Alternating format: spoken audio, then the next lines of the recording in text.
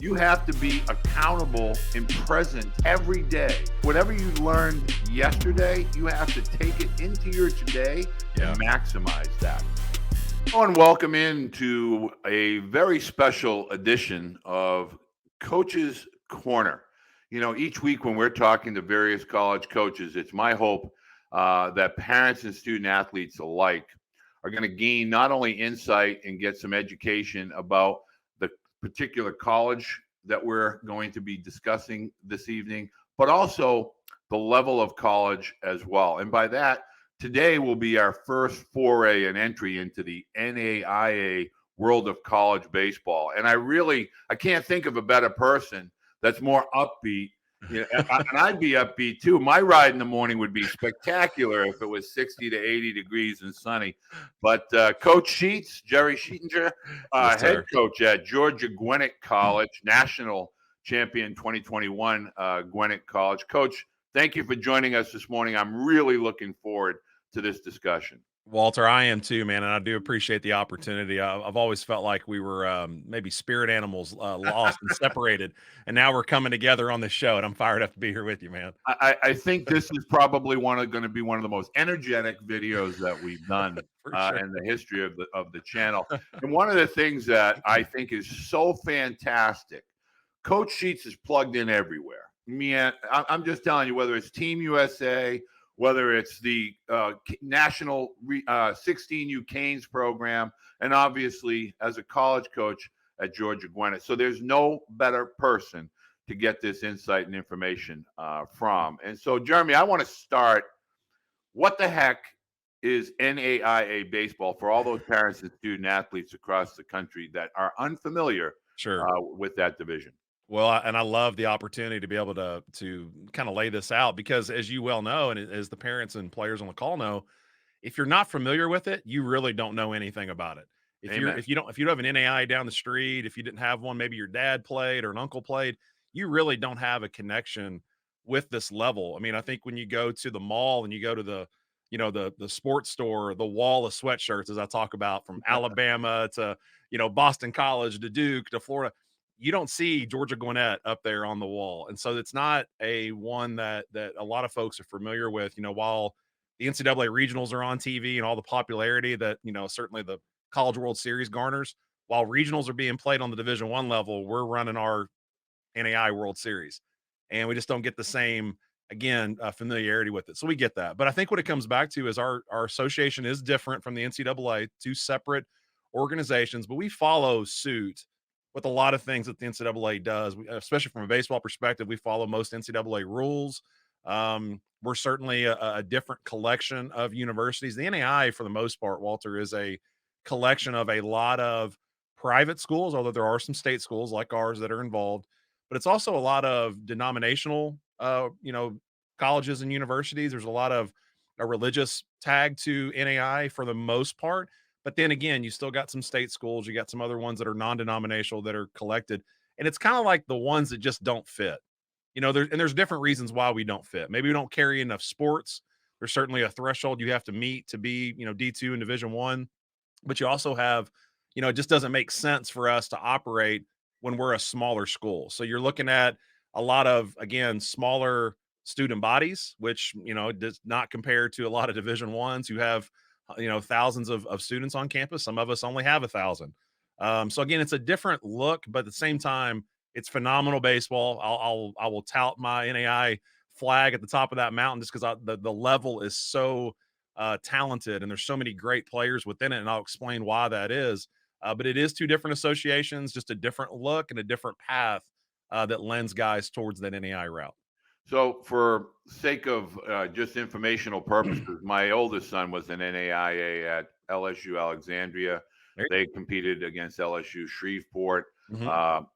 And when I was a kid, Lewis and Clark was kind of like that school that was out Yes. west, Yes.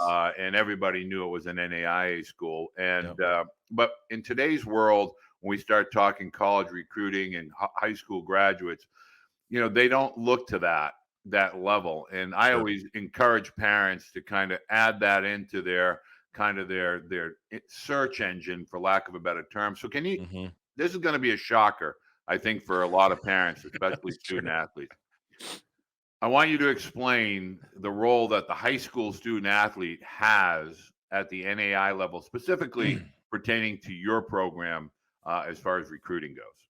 Yeah, it's a unique one to say the least. So when you look at our level, and that's one thing I've been very blessed in my career to start off in NAI, coach D2, coach Division One, coach Division Three, and now back on the NAI level, is you try to see it for what it is. You step back off the rail and you see it in the big picture. And when you look at, especially the top end of our level, there's just not a lot of high school kids running around that field. It's a lot of older players. It's a lot of junior college transfers. It's a lot of Division One, Division Two transfers. And that's sort of been the niche, especially the top end of our level has sort of carved out, is you're trying to find sometimes guys that maybe academically they just miss the threshold. We got a kid right now that's coming in that was a 1.99. He was right there on the edge Ooh, and missed it. We've had kids that didn't qualify and they were a 2.3 or 2.4. You got to be at that 2.5 or above. Didn't get their AA degree, short for one class, and didn't get it.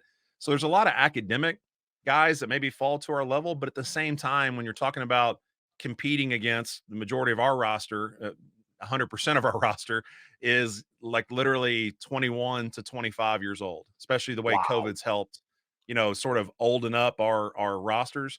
That's the top end of NAI. Now back to the majority of NAI schools, they will take the high school player. I think you're looking at again from a small school perspective, and everybody can understand the difference. I know you've had on Coach Bakich and Coach O'Connor and those guys. Virginia is not hurting for students and for No. money.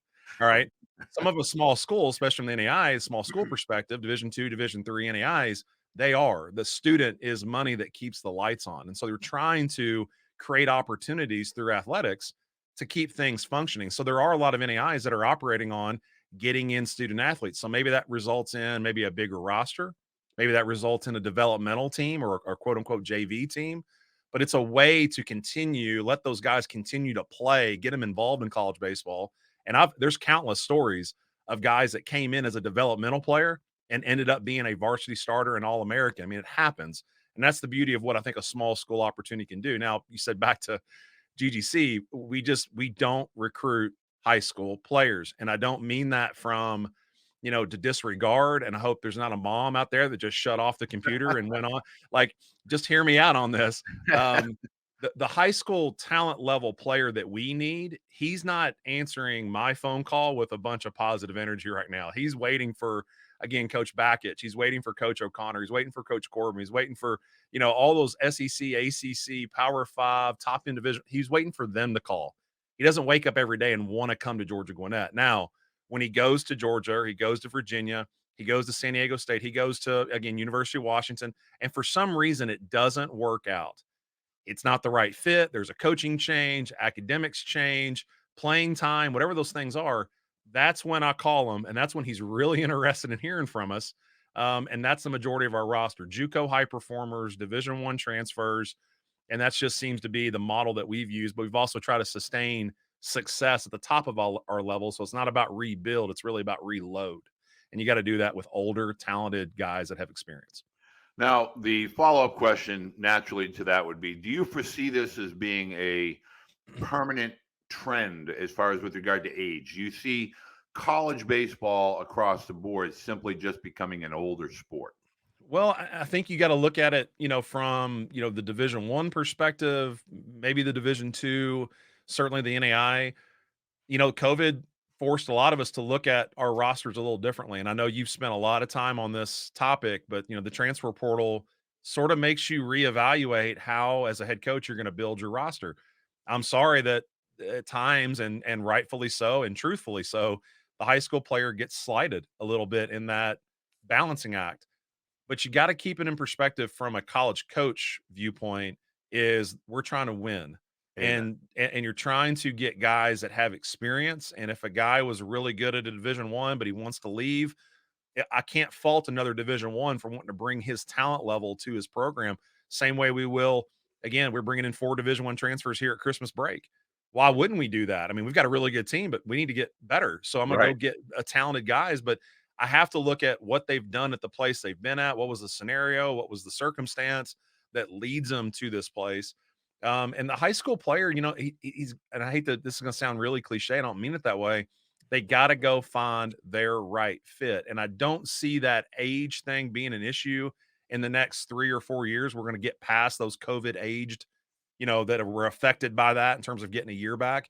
And it's going to slide back down a little bit.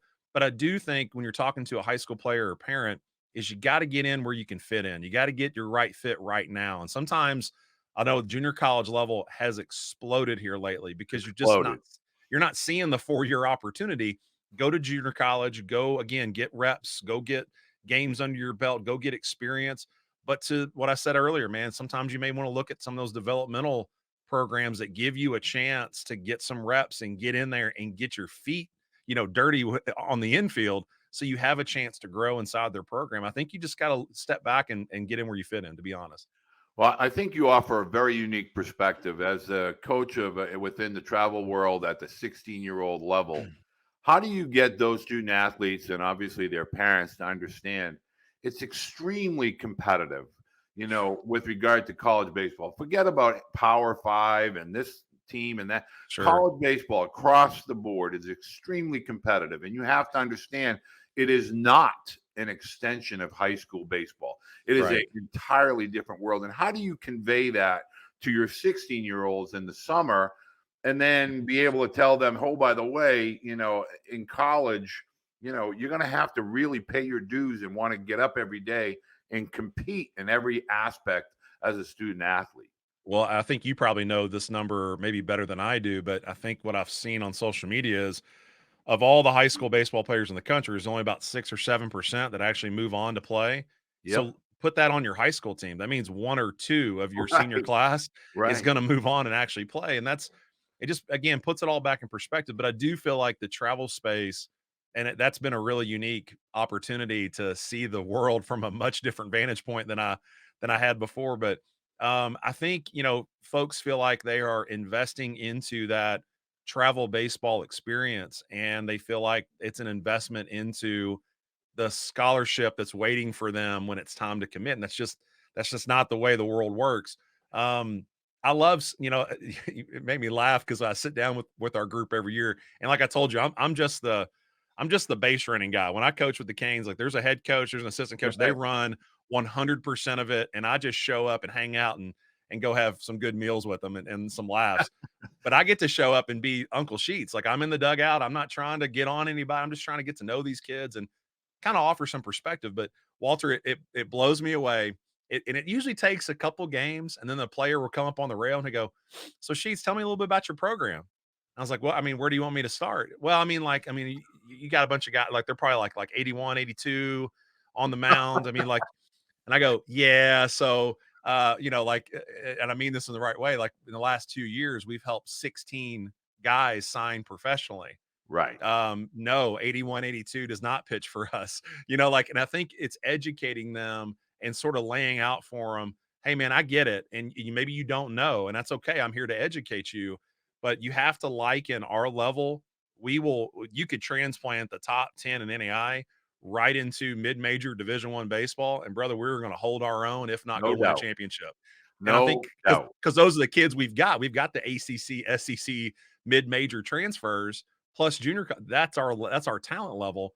And I love educating those kids. It blows their minds. And I'm showing them pictures and I'm showing them our field. And I always try to get the team out to work out at our facility at least once. And they walk in, they go, "Coach." And I go, "I know, man. Like again, we're not, we got uniforms and everything, man. Like it's, we're wearing hats, not visors. Like we've got a great situation here.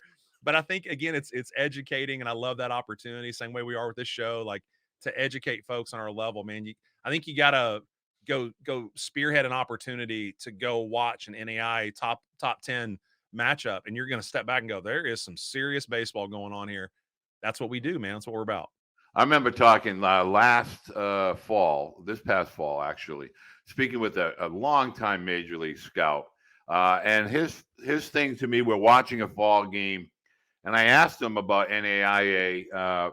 purely from a edification process for the book, and he said, "I'm going to tell you why personally love NAI." He says those guys are the definition of grinders. They There it is. find their way and they're competitive as all heck. Yeah. He said, and when you go to one of their games, they're after it. They're getting after it. There's no sense of being in the aloof power five and trust somebody No. carrying my bag. These guys get after it, and so I think it's important for parents to truly understand. Yeah. To me, this is the ambassador of NAIA baseball. I read all his things on Twitter. I listen to his videos, and then I'll have a parent say to me, "Why would I consider NAIA? Like, what is that going to do for my son?" Oh my Sure. goodness, you have no idea. And so, what I want to explain to parents, and I want to kind of take it to that next level. Hmm. Many parents, Jeremy, they think of high school baseball as being kind of the foundation for college baseball. I don't agree on a lot of Right. levels, meaning your high school team is only going to be together for 3 months. You might have some off-season work. Can Mm. you talk about your whole season from fall to spring? But add now the caveat, you have some guys in your locker room. They didn't expect those 5 transfers to fall out of the sky. Sure. So it's a lot of mental development as well as physical development being a college student athlete. Well, now you're walking right into my wheelhouse. You just threw me a fastball at the belt. I love it. This is what it's about. I mean, and again, as you mentioned earlier, man, my network of a lot of Division I coaches, man, this is the thing that they're all envious of that I have that they don't have is there's pressure to win on their level, and it's at times, man. I'm not saying that a majority of them, but there are some that get very transactional. It's player for player. It's Jimmy and Joe. If you're not performing, you got to go, and that's just not our space. And they're trying to keep a job, and they have the pressure of a lot of things at their front door, and so I think it forces that dynamic to shift a little bit. And again, I'm not saying there are great Division I coaches that do an awesome job of connecting with players and building relationships and really growing the person. But I think on the small school level, because the dynamics shift a little bit in terms of that pressure, that we can get a little more invested at times. And there's a little bit more time, as you and I were talking before we hit record, there's a little more time that we get to spend. So as you mentioned, like the calendar, when they show up in August, man, we can get our hands on them right away. We get right into strength and conditioning. We get right into getting them moving, some open field work to get them, in the right direction. And we start our fall on Labor Day. We go for about 8 or 9 weeks. That's full tilt, one day off, and we're rocking and rolling on the field. A lot of inter squad, some outside competition, a lot of practicing, and the whole time, of course, we're together. As you mentioned, that process in college a little bit different than the high school experience. You're going to be with this group for 9 out of 12 months for the next 4 years. Right. So again, like when I always say this, when the kid's 24, 25, 26 and he gets married, majority of the time he's going to have one or two high school buddies that are up there with him, but then it's 8 or 9 dudes that he played college baseball with. Like because 18 Fact. to 24, that's where you grow up. It's where you figure out what kind of man you're going to be and what your beliefs are, and you're away from your family, and an important time. But we do that. I mean, we're with our guys the entire fall. Now, again, going back to that care level piece, we're with our guys in a lot of different ways, but in our program at Georgia Gwinnett, I firmly believe that if you build a better person, you're building a better baseball player. And so I take character and personal development. And again, I'm in the business of growing up men. I want to help them play professional baseball. But as you very well know, and parents on the call know, at some point, no matter how old you get, that career is going to end and it's time to go crush life. And I need them to be prepared to be better boyfriends, better husbands, better fathers. That matters to me more than anything else we do. So, for instance, our daily schedule, we have a classroom session every day at 1:30. That yes, we talk about the practice plan, but man, there's a message in that classroom session that is directly related to how they see themselves, who they want to become, how they gain more confidence, how they gain more trust. Not to go on a tangent here, but I do believe once a kid gets here and he's gone through junior college, Division I, and now he's at Georgia Gwinnett, there's a story that's being told, the Right. narrative between their ears. And sometimes they don't realize that. Like, I have to help them with self-awareness. But I think sometimes they've been given that story and they just keep replaying that script every single day. And so sometimes you have to help the kid realize that his hand is on the pen and he can rewrite this script. I'm gonna give you a quick, 30-second Yep. story Go here, real for it. quick. Absolutely. So we had a kid come in that had been 2 years at a junior college. He's a draftable type talent. He's a phenomenal kid, and no disrespect, but I think maybe at the junior college level, there's at times there's some enabling, Oh and you yeah. sort of let a kid get by with some stuff, and you let him sort of academically just putter by, and there's Right. no forethought of how's this going to affect him at the next school, and then as he plans to hopefully get a degree and so on and so forth. So the kid gets here, and I could tell there wasn't a lot of academic confidence. And one thing this year, this team, I challenged the group to be the first ever at GGC, the first ever 3.0 team. We've really come a long way since I got here. We finished at a 3.2. Now I wanted this kid to be part of the solution. Thank you. I wanted this kid to be part of the solution. And I said, man, I feel like you don't realize how smart you are, but you don't realize that you can do this. And I'm not going to enable you, and I'm not going to bail you out. And if you show up at a 1.2, I'm going to say, hit the road, man. I don't care how talented you are. We got to move forward. And this kid knuckled down. And at first, the Walter, the motivation was to get eligible. He's got to pass a lot of hours. He's got to obviously do well academically. And a couple weeks later, he goes, Coach, I'm past the eligibility piece. Now I'm doing this for me. I know I'm a better academic performer than I've shown, and I'm going to be better moving forward. He ended the semester at a 3.5. Wow. That's a success story. And again, when Right. you come back to like that was care level on our end, but that was personal development on a daily basis with him, challenging him to write his own story, to make it end the way he wants to end, and he doesn't have to listen to that narrative. So that's like for us, that's the fall, man. I'm trying to get in the middle between these guys' ears. I'm trying to reprogram. I'm trying to reposition. I'm trying to get them where I know is going to help them be successful. They go home for break, they come back, and as you well know, that January to the first week of June is A all the grind. time, the grind every day, buses, home games, the whole thing. And it's 9 months of pure bliss. I mean, when you're a lifer like you and I are, and I always say I got the sickness, like I can't I see got it. myself doing anything but being in that dugout. Man, there's no other place I'd want to be besides being with my family. And you look at it and you go, this is where, again, from a high school parent or player, you want this experience. Like you do, but you have to understand it's not a hobby. You know, you sometimes they play high school baseball because it's what they're supposed to do, or they've got buddies that do. This is where the passion and the hobby get separated. This is a passion for our guys. I don't have to text them and wonder if they're taking swings today. You know, Well, that 20 hitters are getting swings today. that's the biggest part of college baseball. Yes. When and I used to tell parents all the time, you can't recognize it. What I used to do is I would take pictures of all my incoming freshmen. I'd put them up against the wall in front of Yep. our logo, and I'd put them in my at the time I put them in my top drawer of my desk. And then Yep. when they would graduate, I would pull that picture out, Where they came from to where where they they are came now. from, and Yeah. so this is how you entered, and this is Yes. how you're leaving. Yeah. But I cannot emphasize enough what Coach Sheets just shared with us is fantastic perspective for both the student athlete, but more importantly, the parent.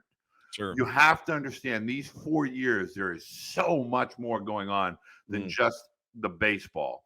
yeah. It's the relationships, it's the mental development of being like an older teenager to truly a young man. And those relationships last a lifetime. Oh Those man. stories about being in the locker room, traveling on the buses, the card games, the Sure. discussions, the interactions, within the classroom and professors. Mhm. They are so valuable to becoming the future dad, the future spouse, the future business employee, or the business owner. And so college baseball should be viewed, as Coach Sheets just alluded to. It's not a hobby. Yeah. This is something you have to be accountable and present every day. Yeah. And whatever you learned yesterday, you have to take it into your today Yeah. and maximize that. And so, what I want to ask, and I think any parent that's watching this would want me to ask, if the high school athlete is on the outside looking in, but they see your program and say, geez, I love that program. How do I wave my banner over here and say, hey, Coach Sheets, I think I'm a fit for your program? Sure. How do they reach out to you? And what is it that they are capable of doing for you that they may not be capable of doing at an NCAA school? Well, it's easy. I think hopefully I'm one of the most accessible people in college Sure. baseball. Absolutely. DMs are open, emails on the website, sheets at ggc.edu. My cell phone is 502-767-7680. I How's just, that? I, I believe in being a connector. And so You may reach out and I'm going to ask, can I see your video? And I'll watch your video. And if I don't think it's the right fit, I'll be straight up with you. I think one thing, Walter believes in this too, man. Transparency wins.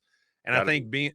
having a care level for people and wanting to help, I think that hopefully comes through. That passion comes through.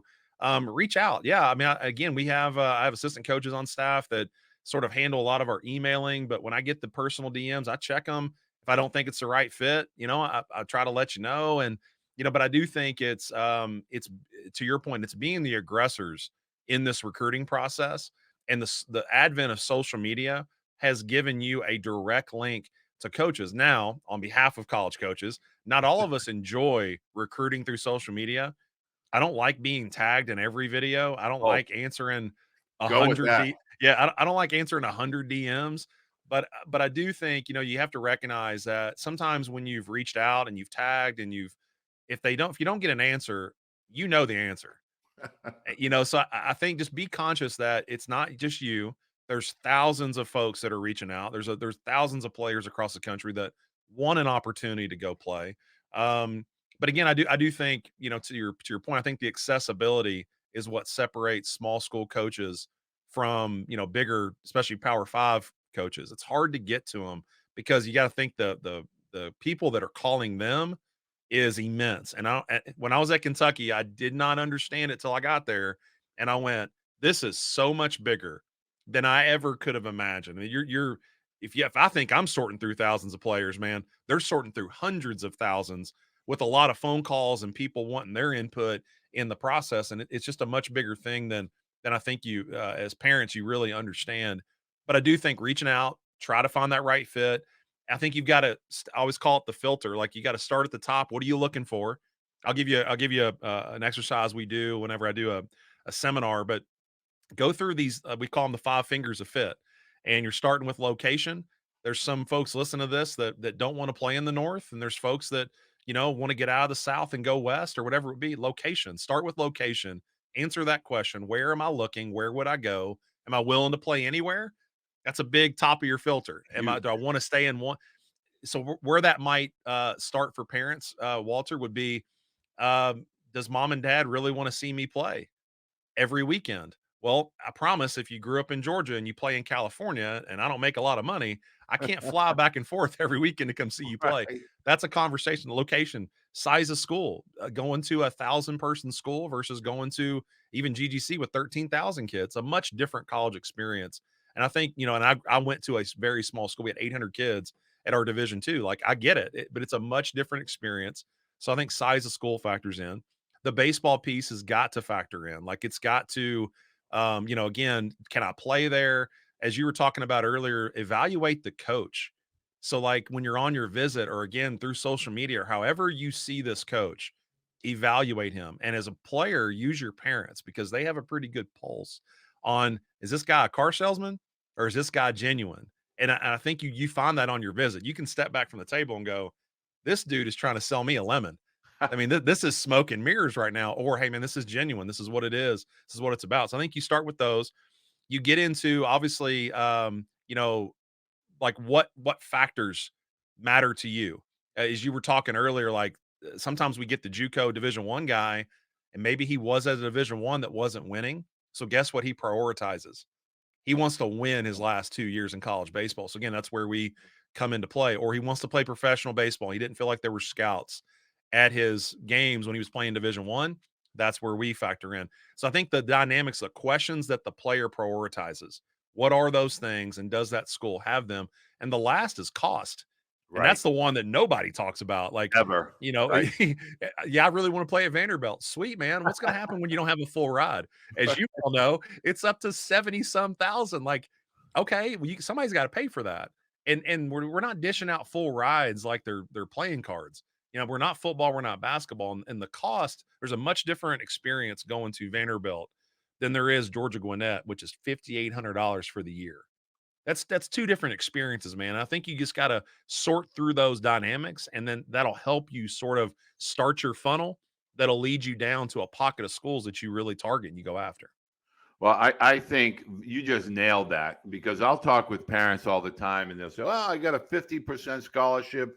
to Lehigh, or they'll throw out a Sure. school, and I'll say, okay, do you realize that that means when your son graduates, he's going to have approximately 100 to $130,000 in student debt, unless you're paying that, of course, No and you doubt. don't care. But we don't factor that in nearly enough. We only talk about names, and we just let them float up in the air, Sure. and we just think about nothing about we think about baseball, we think about, oh, the degree. I still want to play at UCLA. You know what I'm Right. saying? Like they got sweet stirrups Sweet. and Carolina blue with these blue eyes. Are you Oh, kidding me right now? look, you're Like talking to the capital I of blue. know. I loved UCLA when I was a kid. I And I still want to remember go. talking to Savage, and I was like, John, there's not a bigger UCLA fan in the world than me. I was a huge UCLA guy back in the 70s with Terry Sure. Donahue. I mean, I go way back.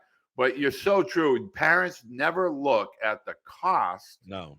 They don't see it. And so if I'm a college baseball coach and I slide that paper in at the end of the recruiting process, oh, by the way, it's going to cost you 38,000 to come here. Sure. Wow, that's a lot of money. So I think the Welcome. whole industry as a whole, part of my whole purpose, I hope, Yeah. stepping away from coaching and getting out of the instructions, is to help educate parents. There are a lot of changes coming, Yep. but you have so many options. Yep. And if my son, and this is the truth, honest to gosh, if my son could play for a guy, my oldest son play for a Yep. guy like Coach Sheets, we would have run there and broken glass, which is why we ended up from Oh Boston man. down in Louisiana with Eunice, with Sure. Jeff Willis. Yeah. Yeah. So it's a big thing for a Yeah. young man to see a different culture and to experience life in a different manner, being at home in his own bed and going to high school, and then traveling and being in a different state and getting to learn a different culture, a different social environment, and more importantly, different personalities, as you would have at Georgia Gwinnett. And so, if for those of us that aren't familiar with your ride-in feature on Twitter, can you kind of share with parents how are they going to find you on Twitter? Because that's where I Yep. want parents to go and see. Because I think your videos are must watch on a weekly basis when Thank you you. share. So how are people going to find you on Twitter? I'm going to put it at the bottom of this Love it. episode in our description, but share with folks how they're going to find you on Twitter. Absolutely. Before I do that, let me go back to one thing you just said. Um, if and I've got two small kids and they're Yep. 6 and 4, we're nowhere near college or anything like that. But if I had a 16, 17, 18-year-old son and I'm looking at this going, okay, I'm going to send him on his way. I know sometimes it's tough to cut that cord because there's still, again, a lot of dads that show up and they talk for their kid. And I just stop and go, Dad, hey, it's his visit. I Right. need to hear from him. This is about Right. him. I think when you look at it, I think an easy way to your point exactly is I'm going to hand my son to this coaching staff and we are going to step in and play the role of stepfather. And it doesn't mean that you're not involved. It means you're the father. You're still involved. It means that I'm the extension of you, but I'm going to build him in the structure and the belief system and the organization and the environment in the way that we build people here. And it's going to be different. There's going to be times you don't understand why your son's not in the lineup and you don't understand why I'm hard on him. You don't understand the depth of true tough love that is unconditional. You're not going to understand that, but you have to have the trust. And this is where that whole process of visits and again, really paying attention to the guy across the table, you're going to hand him to us. We're going to hold on to him for 9 out of 12 months for the next 3 or 4 years. And then we're going to hand you back a man that's ready to go crush life. Now, he still has your principles. He still has a lot, but man, this kid has been on his own through our system. He has grown. We have challenged him. We have pushed him. We have developed him. And that is the essence of what this is, man. This is an extension of your family. But again, it's wrapped up in a baseball experience. And sometimes parents get lost in, Walters, they get lost in the doubles and the gap and double plays. That ain't the crux of this, man. This is 18 to 24. This is growing up. This is again for baseball, this is men building 101. And you have a hand, but man, we play a large role. He's with us. And so I think you got to evaluate that extremely carefully. Okay. Where can you find me? Again, Twitter at Coach Sheets 3. I'm on Instagram a little bit. I'm not even, I scroll through TikTok. I can't even understand yet how I'm gonna ever attack this. Um, but you can reach out anytime, seriously. And as Walter mentioned, Thursdays, I try to do just a quick like motivational video. But a lot of times, man, as you well know, Walter, it's stuff that I'm just dealing with. Like a coach said something to me, or a player, this happened in our program, this moment my wife and I talked about, and I just try to get on there and go, look, I'm working through this. I bet you are too. And the whole goal isn't to reach tens of thousands of people. It's to give a message for one person. And generally that one person always hits me on a DM and goes, I feel like you were talking to me today. Absolutely I was. I was making sure that again, you understood that you're not alone. And we all as humans, we all as people are going through the same thing. There's just different dynamics and different timing at play. And I think that's the whole mission behind it, was just to share from a perspective of vulnerability. Hey man, I don't have it all figured out. Hey man, I'm struggling with this. Hey man, I'm not very good at this. Hey, I'm working on this. And to show that power. And sometimes it's, I don't know. I don't have all the answers, but I do think it's a way to, and we've tried to build a community through that hopefully on Thursdays, everybody's chomping at the bit for that next video, because there's something in there that maybe it doesn't work for you today, but man, 2 weeks ago you needed that, or a week from now you really needed it. And that's where I'd love to have more folks jump on there. DMs, I always try to go back and forth, especially when it's personal. I go back and forth, and I try to, again, be a support system, lend a hand when I can. Well, I will tell you, I'm one of your biggest fans with regard to that. Appreciate There are that. days where I feel like, Sheets is like right in my wheelhouse today. Sure. I mean, this is the right time for this That's awesome. video. And That's if it awesome. has never been more obvious, at least to me today, as a parent, if you're listening to Coach Sheets, if you're watching, there's not one fake bone in this man's body. This is the real deal. This is what you get every day. And so these are the types of people that alter boys' lives. And that's the whole point of this Yeah. channel, is the edification as to the difference. This isn't just about baseball. This is Yeah. about life, and you only get that one decade to be that kid. And when I say that, I mean from ages 12 to 22, It's a great 23, point. obviously. Yep. We as adults, we're adults the rest of our lives. Sure. But to be in that space where we're learning and we're falling and we're failing, and there's somebody there to kind of dust us off and guide us and put us back on course. And that's what this whole process is about. But Jeremy, I want to say, Oh man. every fiber of my being, thank you. Merry Christmas, man. You're the captain of the cruise ship as it pertains to baseball 101. If I had a room to fill, it would start with you, Corbs, and O'Connor. Oh And man. you guys would be up there talking, from the heart about the baseball experience over and above off the diamond. Mm. So I think we learned a lot today. So thank you, my good man. I truly appreciate your time. Brother, I've that is probably the highest compliment I could ever get. So Walter, I really do appreciate that. I'm just grateful for the opportunity. And the last thing I'll offer is this, man, kind of what you just said. I think as coaches, man, I think it's finding someone that really believes that they're the guardrails on the highway for your son. And again, as a college coach, I want him driving that car. I don't need to drive that car. I don't even need to sit shotgun. I need to be the guardrails.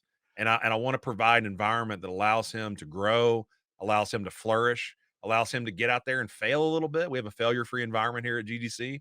I'm okay with you falling flat. But if you don't get up, that's a bigger issue. Like Got we to got to get up. get you back on your feet and get going, because we all do that as adults. So I think finding, and there are countless others that are out there for the right reasons, growing up men, doing it the right way. And I think you've got to work through the transactional coach to get to the transformational coach. And that's the one you want your son playing for. But I appreciate the opportunity. I'm grateful for the friendship, and anything I can do, please never hesitate to reach out. Well, I will be reaching out. I have a lot of student athletes that are coming through that Division 1, what I call shakeup after the Sure. fall meetings, and Yeah. so I'll be directing them your way based on needs. Come on with it. Want to let parents know, if you like this type of content, you got to let me know. You got to let Coach Sheets know. Give us a thumbs up. Subscribe. Obviously, we're looking to grow the channel. Any questions, comments, concerns, throw them down below. I answer every single one, even the ones that call me out. I make sure I answer. I give you my perspective. I can be wrong. I have mentors that I learned from, Coach Sheets being one of them. So let us know what you're thinking. If you want to understand what we're trying to provide with regard to the Blue Book, Nothing more than access. We want to give you access Awesome. to coaches like Sheets, other coaches from around the country that you may not have an understanding or an awareness of. And today, our hope is that the NAIA got a little bit clearer for you as a parent or as a student athlete. Jeremy, thank you, Captain. I look forward to seeing you. Are you going to be in Nashville? 100%. Never All miss it, right, man. amen. Can't Well, wait. we'll be a great city. So Yes, sir. find us next week on Thursday. Next week, I believe we have Coach Bianco. We also of Ole Miss. We also have Tracy Woodson from the University of Richmond, Cliff Godwin at East Carolina. It's going to be a great lineup over the next few weeks. Be sure and join us. Thank you again, Jeremy. Thank you. All right, Captain.